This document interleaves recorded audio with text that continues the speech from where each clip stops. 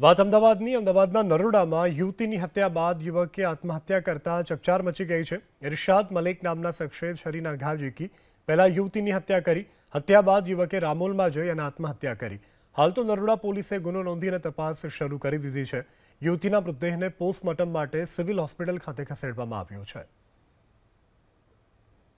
સમગ્ર જે બનાવ છે ગઈકાલે બપોરે લગભગ 2 થી 4ના ગાળામાં નરોડા વિસ્તારમાં જે મુસ્લિમ મહોલ્લો આવેલો છે નરોડા ગામમાં ત્યાં જે બનવા પામેલ છે એમાં જે છે ફરિયાદીના જણાવ્યા મુજબ ફરિયાદીની જે બેન હતી સોનુ મનોજ ક્રિશ્ચન એનો જે છે એને અગાઉ એની સાથે જે પ્રેમ સંબંધ રાખતો ઈસાદ ઉર્ફે ગુડ્ડુ મોમરેજ મિયા મલેક એ જ મોહલ્લામાં રહે છે।